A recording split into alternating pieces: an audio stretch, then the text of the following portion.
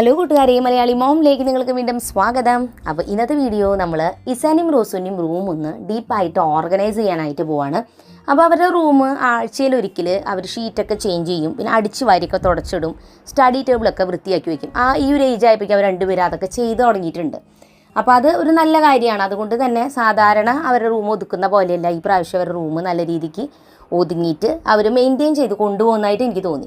പക്ഷേ ഇവിടെ ഏറ്റവും ഒരു വില്ലനായിട്ടൊരു മേഖല വരുന്നത് ഡ്രസ്സുകൾ വയ്ക്കുന്ന സെക്ഷനാണ്, പ്രത്യേകിച്ച് പുറത്തേക്ക് പോകുമ്പോൾ ഉപയോഗിക്കുന്ന ഡ്രസ്സുകൾ. അപ്പോൾ അത് ഓർഗനൈസ് ചെയ്യുന്നത് ചില സമയത്ത് ഔട്ട് ഓഫ് കൺട്രോളായി പോവും, അത് ആകെ വലിച്ചു വാരി വരാറുണ്ട്. അപ്പോൾ ഞാൻ ജൂൺ മാസമാണ് ഇവരുടെ ഡ്രസ്സൊക്കെ വെച്ച് ഒതുക്കിയത്. അത് കഴിഞ്ഞിട്ട് ഇപ്പോൾ ഓഗസ്റ്റ് മാസം ആയപ്പോഴേക്കും ഏകദേശം ഡ്രസ്സിൻ്റെ ഷെൽഫൊക്കെ ഒരുവിധം ലെവലായിട്ടുണ്ട്. അത് മെയിനായിട്ടും പുറത്തോട്ട് പോകുമ്പോൾ ഉപയോഗിക്കുന്ന ഡ്രസ്സുകളാണ് വലിച്ചു വാരി വന്നിരിക്കുന്നത്.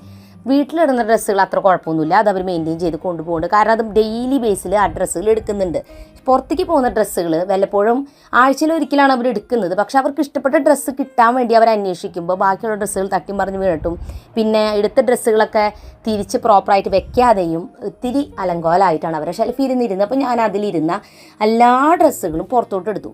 അപ്പോൾ ഞാനൊരു 3 മാസം കൂടുമ്പോൾ അല്ലെങ്കിൽ 4 മാസം കഴിയുമ്പോൾ ഡ്രസ്സുകളെല്ലാം അങ്ങനെ പുറത്തേക്ക് എടുത്തിട്ട് അതിൽ ചെറുതായി പോയ ഡ്രസ്സുകളുണ്ടാവും. കുറേയൊക്കെ അവർ വെറുതെ ഇങ്ങനെ വെച്ചിരിക്കുകയാണ്, പാകമില്ല. അപ്പോൾ എൻ്റെ അടുത്ത് ചിലപ്പോൾ അറിയുന്നില്ല, അങ്ങനെ തിരിച്ചേക്ക് മടക്കി വെച്ചിരിക്കുക.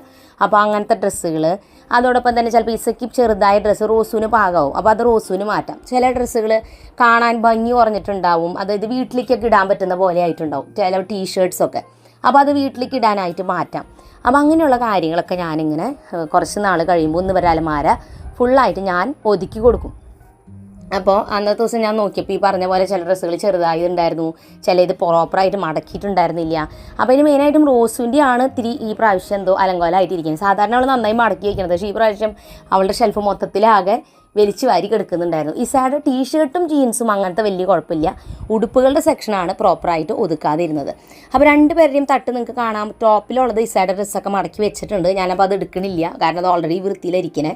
റോസുവിൻ്റെ അല്ലാതും ജീൻസ്, ടീഷർട്ട്സ്, അതുപോലെ തന്നെ സ്കേർട്ട് എന്നിങ്ങനെയുള്ളതെല്ലാം താഴ്ഭാഗത്താണ് വെച്ചിരിക്കുന്നത്. അപ്പോൾ അതാണ് അവർ മിക്കപ്പോഴും ഉപയോഗിക്കുന്ന, ഒരു പുറത്തേക്ക് പോകുമ്പോൾ ഉപയോഗിക്കുന്ന ഡ്രസ്സുകൾ എപ്പോഴും. അപ്പോൾ ആ ഡ്രസ്സുകൾ ഞാൻ അവർക്ക് എടുക്കാൻ പറ്റുന്ന പോലെ താഴത്തെ ഷെൽഫിലാണ് ഒതുക്കിയിരിക്കുന്നത്.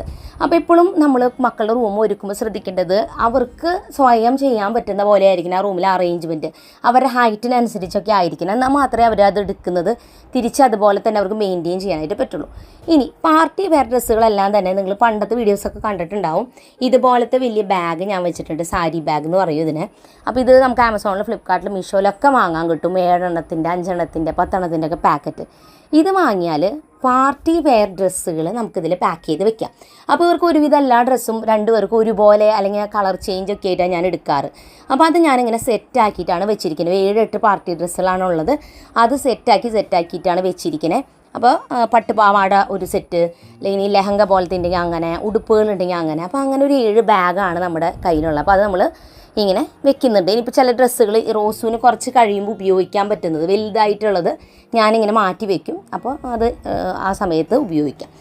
ഇനിയുള്ളത് കാഷ്വലായിട്ട് അവർ ഉപയോഗിക്കുന്ന ഉടുപ്പുകൾ, നോർമൽ വെറുതെ കോട്ടൻ്റെ ഉടുപ്പുകളൊക്കെ, ഷിഫോൺ ഉടുപ്പുകളൊക്കെ, അത് ഞാൻ മടക്കി വയ്ക്കണം. അപ്പോൾ അതാണ് അവർ ഒതുക്കുന്നതിൽ വൃത്തിയായിട്ട് മെയിൻറ്റെയിൻ ചെയ്യാത്തതായിട്ട് എനിക്ക് തോന്നിയത്. കാരണം എന്ന് വെച്ചാൽ അത് മടക്കി തിരിച്ച് അതുപോലെ തന്നെ വെക്കാന്ന് വെച്ചാൽ കുറച്ച് പണിയുണ്ട്. അപ്പോൾ അവർക്ക് മടി വരുമ്പോൾ അവർ കിട്ടുന്ന പോലെയൊക്കെ മടക്കി കൂട്ടി അങ്ങനെ തിരിച്ച് വെക്കും. അപ്പോൾ ഈ ഒരു ഷെൽഫിലാണ് ആ ഉടുപ്പുകൾ വെച്ചിരിക്കുന്നത്. ആ ഒരു ഷെൽഫിൻ്റെ വേറൊരു പ്രോബ്ലം എന്താ വെച്ചാൽ അതിൻ്റെ തൊട്ടപ്പുറത്ത് ഒരു അലമാരിയും കിടക്കുന്ന കാരണം അവിടേക്ക് ഡ്രസ്സ് എടുക്കാനും വെക്കാനും കുറച്ച് ബുദ്ധിമുട്ടുമുണ്ട്. അതുകൊണ്ടാണ് അവർക്കത് മെയിൻറ്റെയിൻ ചെയ്യാൻ പറ്റാത്തത്, എനിക്കറിയാം. പക്ഷേ സാരില്ല, ഇപ്പോൾ നമുക്കുള്ള സ്പേസിലല്ലേ നമ്മുടെ റൂം അറേഞ്ച് ചെയ്യാൻ പറ്റുള്ളൂ, അല്ലാതെ ഇപ്പോൾ അലമാര അവിടെ നിന്ന് മാറ്റാനും പറ്റില്ല. അപ്പോൾ അതുകൊണ്ട് ഞാൻ പറഞ്ഞു നിങ്ങൾക്ക് പറ്റുന്ന പോലെ ചെയ്യ്, കുറച്ച് കഴിയുമ്പോൾ നമുക്കത് പിന്നെ അറേഞ്ച് ചെയ്യാം. അപ്പോൾ ഞാൻ എന്തായാലും ഡ്രസ്സുകൾ ഈ കാണുന്ന രീതിയിൽ 2 പേരുടെയും അറേഞ്ച് ചെയ്തിരിക്കുന്നത്. ഇനി അതിൻ്റെ തൊട്ട് താഴെ ഞാൻ നേരത്തെ കാണിച്ച സാരി ബാഗുകളുണ്ടല്ലോ, അത് ഞാൻ ഈ താഴെയുള്ള ഷെൽഫിൽ വെക്കുന്നത്. കാരണം അത് വല്ലപ്പോഴും മാത്രമേ എടുക്കാറുള്ളൂ, വല്ല ഫംഗ്ഷന് പോകുമ്പോഴേക്ക് എടുക്കുള്ളൂ. അപ്പോൾ അതുകൊണ്ട് അത് താഴ്ത്തിരുന്നാലും പ്രോബ്ലം ഇല്ല. അപ്പോൾ അവർക്ക് എപ്പോഴും എടുക്കേണ്ട ഡ്രസ്സുകൾ ഞാൻ മുകളിൽ വെച്ചിരിക്കുന്നത്. ഇനി നമ്മൾ ഒതുക്കുന്നത് അവരുടെ സ്റ്റഡി ഏരിയയുടെ ഭാഗമാണ്. അപ്പോൾ അവരുടെ സ്റ്റഡി ടേബിൾ 2 പേരുടെയും 2 സൈഡിലുണ്ട്. നടുക്കിലായിട്ട് നമ്മളൊരു കോർണർ ഷെൽഫ് നമ്മൾ പണിതിട്ട് വെച്ചിട്ടുണ്ട്. അപ്പോൾ അതിലാണ് അവർ സ്കൂളിലേക്ക് കൊണ്ടുപോകുന്ന books, text books, not books, അതുപോലെ തന്നെ അവരുടെ കളറിങ് ഐറ്റംസ്, ക്രാഫ്റ്റ് ഐറ്റംസ്, ഏറ്റവും താഴ്ഭാഗത്ത് അവരുടെ ഫയലുകൾ, അങ്ങനത്തെ കാര്യങ്ങളൊക്കെ വെച്ചിരിക്കുന്നത്. അപ്പോൾ അതവർ ഒതുക്കിയൊക്കെ വെച്ചിട്ടുണ്ട്. എന്നിരുന്നാലും അതിൽ ചിലപ്പോൾ ആവശ്യമില്ലാത്ത പേപ്പേഴ്സും അങ്ങനെയൊക്കെ ഉണ്ടാവും. അപ്പോൾ അതൊക്കെ ഞാനൊന്ന് ചെന്ന് ചെക്ക് ചെയ്താലാണ് നന്നായിട്ടൊന്ന് ഡീപ്പ് ക്ലീൻ ആവുള്ളൂ. കാരണം അവരത്ര വൃത്തിയാക്കിയാലും ചില കാര്യങ്ങളും ഡീറ്റെയിൽ ആയിട്ടൊന്നും അവർ ചെയ്യണമെന്നില്ല. അപ്പോൾ അതുകൊണ്ട് ഞാൻ ചെന്ന് അതൊക്കെ ഒന്ന് ഒതുക്കി വന്നു കഴിഞ്ഞാൽ പിന്നെ അവരത് മെയിൻറ്റെയിൻ ചെയ്ത് കൊണ്ടുപോകുള്ളൂ. അപ്പോൾ ഞാൻ ഓരോന്നും ജസ്റ്റ് ബുക്കുകളൊക്കെ എടുക്കുകയാണ്. അപ്പോൾ ചിലപ്പോൾ ടെക്സ്റ്റ് ബുക്കിൻ്റെ കൂടെ കഥപുസ്തകമൊക്കെ വെച്ചിട്ടുണ്ടായിരുന്നു റോസ്. അപ്പോൾ അതൊക്കെ എടുത്ത് ഞാൻ മാറ്റി അങ്ങനെ മൊത്തത്തിൽ അവിടെ ഒന്ന് അറേഞ്ച് ചെയ്തെടുക്കുകയാണ്. അപ്പോൾ ഈ പ്രാവശ്യം ഞാൻ നേരത്തെ പറഞ്ഞു ഈ റൂം ഇങ്ങനെ അറേഞ്ച് ചെയ്തത് നല്ലതായിട്ട് വന്നിട്ടുണ്ടായിരുന്നു. പ്രത്യേകിച്ച് അവർക്ക് ആ ബുക്ക് ഷെൽഫ് അവിടെ കൊടുത്തപ്പോൾ അവർക്ക് ബുക്സ് വെക്കാൻ നല്ല സൗകര്യമായി. മുൻപ് അങ്ങനെ ഒരു ഷെൽഫ് നമുക്ക് ഉണ്ടായിരുന്നില്ല. അതുകൊണ്ട് ബുക്സ് ഒന്നും വെക്കാൻ അവർക്ക് ഭയങ്കര ബുദ്ധിമുട്ടായിരുന്നു. അതുപോലെ അവരുടെ ക്രാഫ്റ്റ് ഐറ്റംസും കളറിങ് ഐറ്റംസും ഒന്നും വെക്കാൻ സ്ഥലം ഉണ്ടായിരുന്നില്ല. അപ്പോൾ നമ്മളെപ്പോഴും റൂം അറേഞ്ച് ചെയ്യുമ്പോൾ അവർ എടുക്കുന്ന ഐറ്റംസൊക്കെ തിരിച്ച് വെക്കാനുള്ളൊരു സ്പേസ് നമ്മൾ ഉണ്ടാക്കിയിട്ട് അവരെ കൊണ്ട് ഓർഗനൈസ് ചെയ്യാൻ പഠിപ്പിച്ചാലാണ് കാര്യമുള്ളൂ. അല്ലാതെ ഭയങ്കര ടഫായിട്ടും അങ്ങനെ ഇങ്ങനെ മുകളിലൊക്കെ കയറ്റി വെച്ചിട്ട് അല്ലെങ്കിൽ അവർക്ക് ഒതുക്കാൻ പറ്റാത്ത പോലത്തെ ഒരു സ്പേസ് നമ്മൾ ഉണ്ടാക്കി കൊടുത്താൽ അവർക്ക് ഒരിക്കലും അത് മെയിൻറ്റെയിൻ ചെയ്യാൻ പറ്റില്ല. നമ്മൾ കുട്ടികളെ വഴക്ക് പറഞ്ഞിട്ട് കാര്യമില്ല, എന്താ നിങ്ങൾ ഒതുക്കാത്ത, എന്താ നിങ്ങളുടെ റൂം ഇങ്ങനെ ഇരിക്കണേ എന്ന് ചോദിച്ചിട്ട് കാര്യമില്ല. കാരണം അവർക്ക് ഒതുക്കാൻ പറ്റുന്നതിൽ കൂടുതൽ സാധനങ്ങളും ഒതുക്കാനുള്ളൊരു ഓർഗനൈസിങ് സിസ്റ്റവും ഒന്നുമില്ലാതെ അവർക്കത് എടുത്ത് വെക്കാൻ അറിയില്ല. കൊച്ചു കുട്ടികളല്ലേ.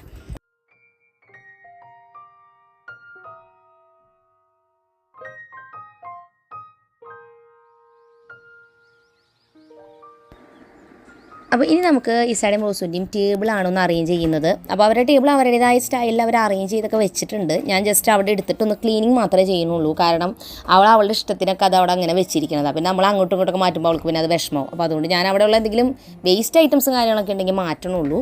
ബാക്കിയെല്ലാം അങ്ങനെ തന്നെയാണ് വെക്കണേ. ഇപ്പോൾ ഈ ഒരു ടേബിളിൽ നമ്മൾ ടേബിൾ ഷീറ്റ് ഒരു വൈറ്റ് ക്ലോത്ത് വിരിച്ചിട്ട് അതിൻ്റെ മുകളിൽ ഒരു പ്ലാസ്റ്റിക് ഷീറ്റ് വിരിച്ചിരിക്കുന്നത്. അപ്പോൾ അതുകൊണ്ട് തന്നെ ടേബിൾ ഷീറ്റിന് ഒട്ടും തന്നെ അഴുക്കാവില്ല. നല്ല ക്ലീൻ ആയിട്ട് ടേബിൾ ഇരിക്കുകയും ചെയ്യും. ഇനി നമുക്ക് ആ തുണി വേണ്ട, വേറെ വേണമെങ്കിൽ മാറ്റി വേറെയും വിരിക്കാം. അപ്പോൾ അത് ടേബിൾ ഷീറ്റായിട്ട് മേടിച്ചതൊന്നുമല്ല. നമ്മൾ ബെഡ്ഷീറ്റ് പഴയത് മുറിച്ചിട്ട് ഞാനിങ്ങനെ ടേബിൾ ഷീറ്റ് പോലെ ഇട്ടിരിക്കുന്നതാണ്. അപ്പോൾ കഴിഞ്ഞ പ്രാവശ്യത്തെ അവരുടെ റൂം മേക്ക് ഓവർ അവർ ചെയ്തപ്പോൾ ബ്ലൂ ആൻഡ് പിങ്ക് കളറിലാണ് ചെയ്തത്. അപ്പോൾ അതുകൊണ്ടാണ് ഒരാളുടെ ടേബിളിൻ്റെ സൈഡ് ബ്ലൂവും ഒരാളുടെ പിങ്ക് കളറുമായിട്ട് ഇരിക്കുന്നത്. അപ്പോൾ റോസുവിന് ബ്ലൂവും ഇസയ്ക്ക് പിങ്കും ആണ് അവൾ വിചാരിച്ചിട്ടുണ്ടായിരുന്നത്. അപ്പോൾ ആ രീതിയിൽ വെച്ചിരിക്കുന്നത് അത് അങ്ങനെ തന്നെ വെക്കണുള്ളൂ. ഞാൻ അതൊന്നും മാറ്റണില്ല. അപ്പോൾ ഞാനിനി ആ ടേബിളിലുള്ള ഐറ്റംസൊക്കെ ഒന്ന് അറേഞ്ച് ചെയ്ത് ഉമ്മക്കെ വെക്കട്ടെ.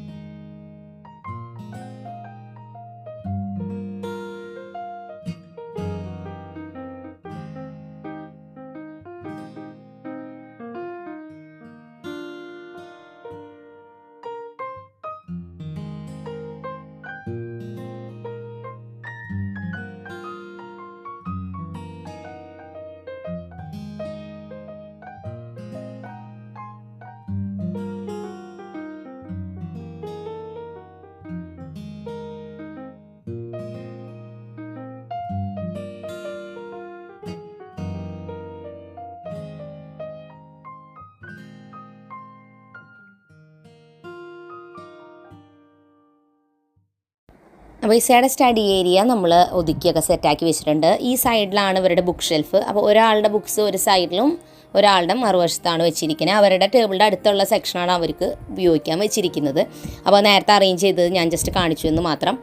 ഇതിൻ്റെ തൊട്ടപ്പുറത്താണ് റോസുവിൻ്റെ ടേബിളുള്ളത്. അപ്പോൾ നമുക്കിനി അവിടെ ഒന്ന് അറേഞ്ച് ചെയ്യാം.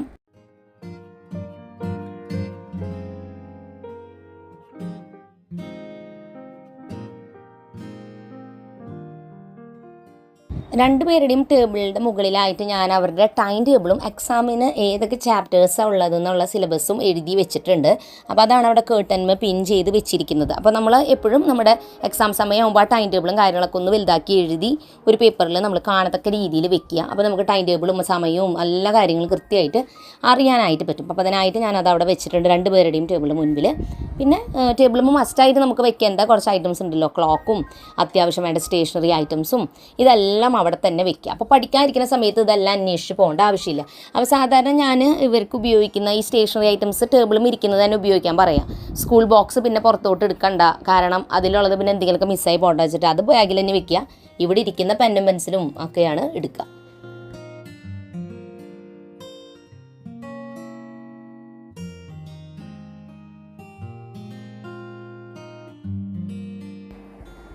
ഇനി അതിന് തൊട്ടപ്പുറത്തായിട്ടാണ് അവർ സ്കൂളിലേക്ക് ഉപയോഗിക്കുന്ന കോസ്മെറ്റിക് ഐറ്റംസും പിന്നെ അവരുടെ ഹെയർ ആക്സസറീസും എല്ലാം ഈ ഒരു ഷെൽഫിലാണ് വെച്ചിരിക്കുന്നത്. അപ്പോൾ അതിന് മുകൾ ഭാഗത്തുള്ള ഐറ്റംസൊക്കെ ഒത്തിരി ആവശ്യമില്ലാത്ത കമ്മലൊക്കെ അവരെടുത്തിട്ടൊക്കെ അതിൽ വെച്ചിട്ടുണ്ടായിരുന്നു. അപ്പോൾ അതൊക്കെ ഞാൻ എടുത്ത് ഒതുക്കി വെക്കുകയാണ്. അവിടെ വലിയ കാര്യമായിട്ട് ഒതുക്കാനായിട്ടുണ്ടായിരുന്നില്ല. അപ്പോൾ അതെല്ലാം ഒതുക്കി വെച്ചിട്ടുണ്ട്.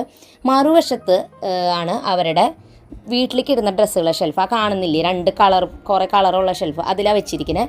അതും വലിയ കാര്യമായിട്ട് ഒതുക്കാനൊന്നും ഉണ്ടായിരുന്നില്ല. അപ്പോൾ ഞാൻ അതൊക്കെ അവിടെ തന്നെ വെച്ചു.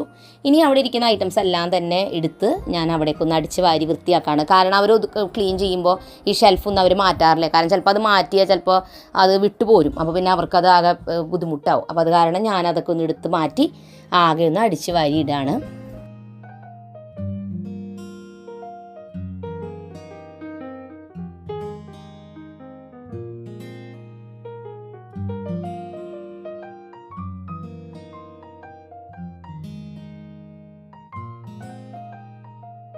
അപ്പോൾ നമ്മുടെ ക്ലീനിങ്ങും കാര്യങ്ങളൊക്കെ കംപ്ലീറ്റ് ആയിട്ടുണ്ട്. ഇനി നമുക്ക് ഷീറ്റ് ചേഞ്ച് ചെയ്യാം. അവരിട്ടിരുന്നത് ഒരു blue and pink colour sheet 2 എണ്ണമായിട്ട് ഇട്ടിരുന്നത്.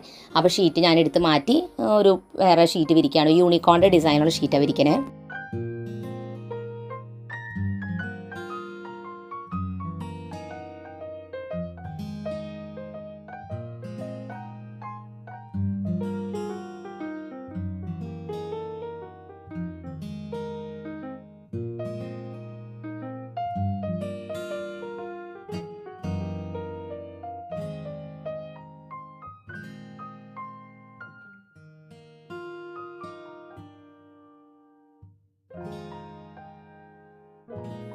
അപ്പോൾ നമ്മുടെ റൂമും കാര്യങ്ങളെല്ലാം എക്സാമിന് വേണ്ടിയിട്ട് റെഡി ആയിട്ടുണ്ട്. നമ്മുടെ ബുക്ക് ഷെൽഫ് വൃത്തിയാക്കി, സ്റ്റഡി ടേബിൾ വൃത്തിയാക്കി, ബെഡൊക്കെ ക്ലിയർ ചെയ്തു. അതുപോലെ തന്നെ നമ്മുടെ ഡ്രസ്സുകളൊക്കെ നമ്മൾ ഒതുക്കി വെച്ചു. ഇനി കുട്ടികളാണ് ഈ വീഡിയോ കാണുന്നതെന്നുണ്ടെങ്കിൽ നിങ്ങൾ ഡ്രസ്സ് ഒതുക്കാനും കാര്യങ്ങൾക്കൊന്നും ഈ പരീക്ഷ സമയത്ത് നിൽക്കണ്ട. നിങ്ങൾ ആകെ 3 കാര്യം ചെയ്താൽ മതി. സ്റ്റഡി ടേബിൾ വൃത്തിയാക്കുക, നിങ്ങളുടെ ബുക്സും കാര്യങ്ങളും അറേഞ്ച് ചെയ്യുക, ബെഡൊക്കെ ഒന്ന് വൃത്തിയാക്കി ഷീറ്റൊക്കെ ഒന്ന് മാറ്റി റൂമൊന്ന് അടിച്ച് വാരിയിട്ടാൽ തന്നെ നമ്മുടെ റൂമിലിരുന്ന് പഠിക്കാൻ നമുക്ക് തോന്നും. പഠിക്കാതിരിക്കുന്ന സ്പേസ് റൂമില്ലെങ്കിൽ അങ്ങനെ നിങ്ങൾ എവിടെയാണ് പഠിക്കാതിരിക്കുന്നത് വെച്ചാൽ അവിടെ ഒന്ന് വൃത്തിയാക്കിയിട്ട് പഠിക്കാതിരിക്കുക. ബാക്കി കാര്യങ്ങൾ നമുക്ക് എക്സാം കഴിഞ്ഞിട്ടൊക്കെ ഒതുക്കിയാലും മതി. അമ്മമാർ ഫ്രീ ആണെങ്കിൽ ആ ഡ്രസ്സിൻ്റെ ഷെൽഫൊക്കെ ഒന്ന് നിങ്ങളുടെ കൂടെ നിന്ന് ഒതുക്കിയാൽ നന്നായി. അത്രയേ ഉള്ളൂ. അതിപ്പോൾ പരീക്ഷയുടെ ഇടയിൽ ചെയ്യാൻ നിൽക്കണ്ട, കാരണം ഇപ്പോൾ നമുക്ക് ഇമ്പോർട്ടൻ്റ് ആയിട്ടുള്ളത് പരീക്ഷയും പഠനവുമാണ്. അപ്പോൾ എന്തായാലും ഇന്നത്തെ വീഡിയോ നിങ്ങൾക്ക് എല്ലാവർക്കും ഇഷ്ടപ്പെട്ടെന്ന് പ്രതീക്ഷിക്കുന്നു. പുതിയൊരു നല്ല വീഡിയോ ആയിട്ട് വീണ്ടും ഞാൻ വരുന്നതായിരിക്കും. അതുവരേക്കും എൻ്റെ എല്ലാ കൂട്ടുകാർക്കും bye bye and take care.